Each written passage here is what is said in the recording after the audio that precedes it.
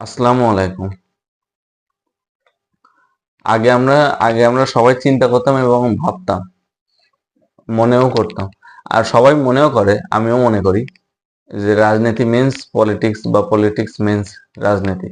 কিন্তু রাজনীতি মানে কিন্তু একটা অঙ্কের খেলা, ম্যাথমেটিক্যাল গেম। সেটা দেশের ভিতরে রাজস্বের বাজেট হোক বা যে কোনো বাজেটই হোক না কেন। একটা দেশের সমৃদ্ধি রাজনীতিকে এগিয়ে নিয়ে যায় এবং একটা দেশকে রিপ্রেজেন্ট করার জন্য সবচাইতে বেশি যদি ভূমিকা রাখে সেটা হচ্ছে আপনার অর্থনৈতিক সমৃদ্ধি। ঠিক আছে? আপনি বৈজ্ঞানিকভাবে ইনোভেটিভ কোনো স্টেপ নেন বা অ্যাজ এ এন্টারপ্রেনার হিসেবে কোনো ব্যবসায়িক উদ্যোগ নেন, যেটাই নেন না কেন, বাংলাদেশের ব্র্যান্ড হিসেবে যেটাই বিশ্বের দরবারে পৌঁছাক না কেন, পৌঁছানোর পরে মানে পৌঁছানোর সাথে সাথে অর্থনৈতিক সমৃদ্ধি হয় এবং তার সাথে সাথে কিন্তু আপনার দেশের নামটাও প্রেজেন্ট হয়। তো একটা দেশকে পিছায় দেওয়ার জন্য এবং একটা দেশকে আগায় নিয়ে যাওয়ার জন্য সবচেয়ে বেশি ভূমিকা রাখে হচ্ছে আপনার অর্থনৈতিক সমৃদ্ধি এবং আহ, সেটা কতটা অগ্রসর এবং সামনের দিকে আগাচ্ছে। আমরা যে আমাদের দেশে আমরা খোঁজও রাখি কিনা তা জানি না, যে যদি দেখি যে আমাদের প্রত্যেকদিন ডেইলি লাইফে টোটাল যত কিছু আমরা ইউজ করি প্রোডাক্টস, কত পার্সেন্ট ইন্ডিয়ান প্রোডাক্টস আমরা ইউজ করি। ঠিক আছে, আমি কোনো দেশের বয়কটের ডাক দিচ্ছি না, আমি কোনো দেশের খারাপ বিষয়ে বলতেছি না, আমি খালি একটা বিষয় বলার চেষ্টা করতেছি যে আমাদের দেশের সবাই যে চাকরির পিছনে ঘোরেন সেটা যার যার পার্সোনাল অপিনিয়ন্স হইতে পারে।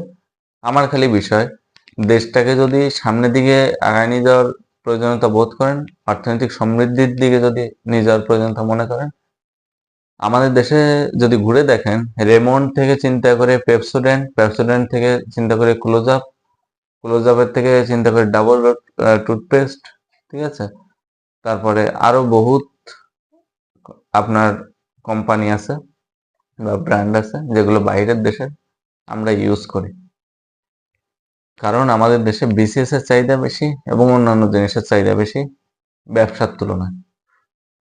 তো ব্যবসার মাধ্যমে ব্যবসা করে যদি শুধু দেশের ভিতরে না, দেশের বাইরে যদি দেশের প্রোডাক্ট যদি পৌঁছায় দেওয়া যায়, যেটা হয় আরএমজি রেডিমেড গার্মেন্টস এর ক্ষেত্রে বা বিভিন্ন ভেজিটেবলস এর ক্ষেত্রে, এইরকম যেগুলো আছে ওই রকম ভাবে আরো বেশি যদি সমস্ত প্রোডাক্ট, যেমন বাংলাদেশে আপনার টুথপেস্ট, বিভিন্ন খাবারের জিনিস, বিভিন্ন প্রোডাক্ট, এগুলো যদি সারা দেশের ভিতরে শুধু বাংলাদেশের ভিতরে না, মানে বাংলাদেশের ভিতরে যদি ওয়েল নোন হয় এবং দেশের বাইরে যদি এইটা খুব ভালো মতন যদি কি বলে পাঠানো যায়, প্রেজেন্ট করা যায়, মানুষ যদি এটাকে ভালোভাবে অ্যাকসেপ্ট করে, আই থিঙ্ক বাংলাদেশের অর্থনৈতিক সমৃদ্ধিটা এবং ইমপ্রুভমেন্টটা, ডেভেলপমেন্টটা অনেক তাড়াতাড়ি হবে।